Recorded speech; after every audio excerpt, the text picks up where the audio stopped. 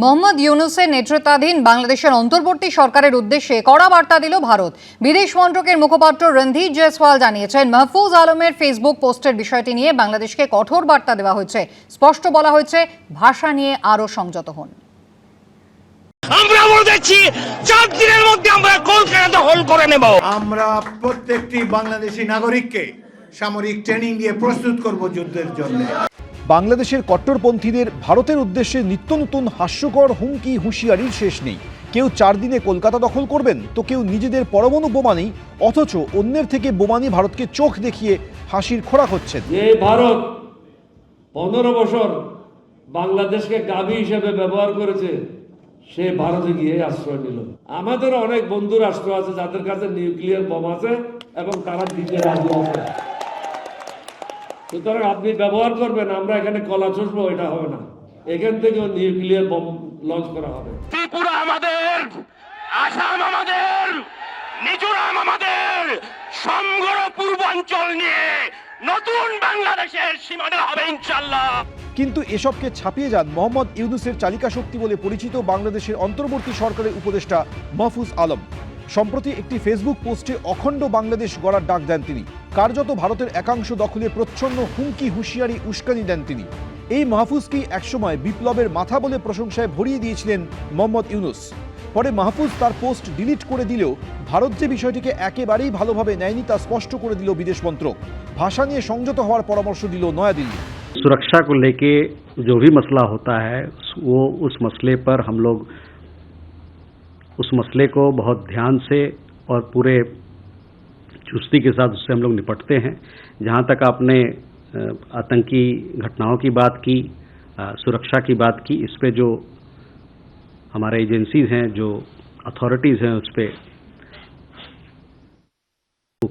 उस पे वो अपनी गतिविधियां कर रहे हैं।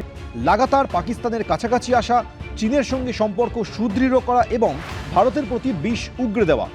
মোহাম্মদ ইউনূসের সরকার বারবার বুঝিয়ে দিচ্ছে তারা ভারতের সঙ্গে সংঘাতের রাস্তায় হাঁটতে চায়।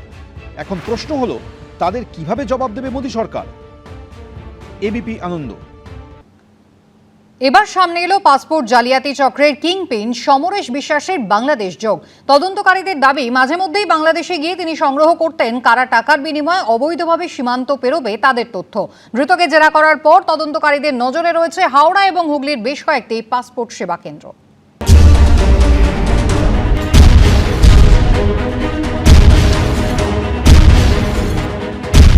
করতেন জালিয়াতি, কিন্তু কায়দা ছিল একেবারে পেশাদারি।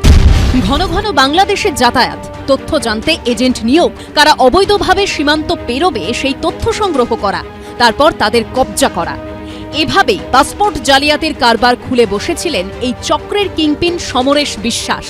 তদন্তে এমনই তথ্য সামনে এসেছে বলে পুলিশ সূত্রে দাবি। তদন্তকারীরা জানতে পেরেছেন, মাঝে মধ্যেই বাংলাদেশে যেতেন ধৃত সমরেশ। সেখানে গিয়ে সংগ্রহ করতেন কারা টাকার বিনিময়ে অবৈধভাবে সীমান্ত পেরোবে তাদের তথ্য। সমরেশের হয়ে বাংলাদেশে কাজ করে বহু এজেন্ট।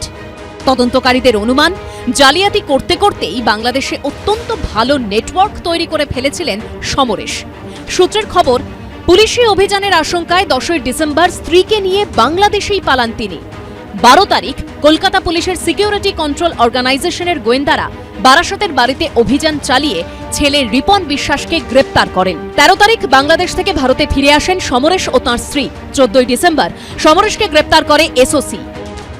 পাসপোর্ট জালিয়াতি মামলায় শুক্রবার আলিপুর আদালতে প্রশ্নের মুখে পড়ে পুলিশ। বিচারক প্রশ্ন করেন, মাথারা কোথায়? নথি ভেরিফিকেশন ছাড়াই এত পাসপোর্ট ইস্যু হলো কি করে? যাদের ভেরিফিকেশনের দায়িত্ব তারা কি ধরা পড়বে? তদন্তকারীরা জানান, তদন্ত চলছে, কয়েকজন গ্রেপ্তার হয়েছে, সমস্ত কিছুই দেখা হচ্ছে।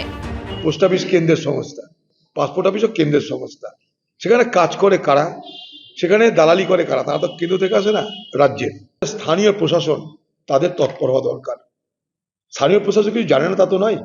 এবার হয়তো নড়ে চড়ে বসবে, এবার নড়ে চড়ে বসার ফাঁকে কি হবে আমরা জানি না। পাসপোর্ট ব্যাপারটার সঙ্গে কেন্দ্রীয় সরকার বা কেন্দ্রীয় এজেন্সিগুলোর ভূমিকাটা বেশি।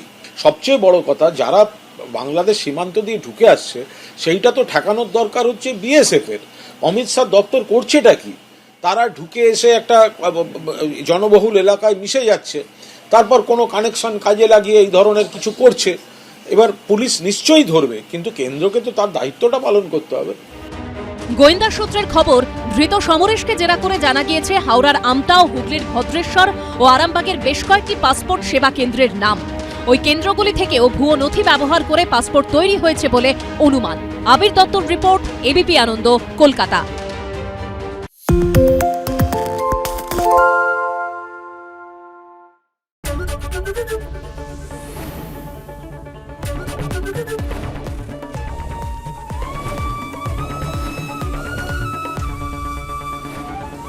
এবিপি আনন্দ, এগিয়ে থাকে, এগিয়ে রাখে। আরে চাটা দে। ভাই আমার একটা চা দেন। কি হলো আমারটা? বাংলা পক্ষপাত চায় না, বাংলা খবর চায়। বাংলা খবর, বাংলার খবর।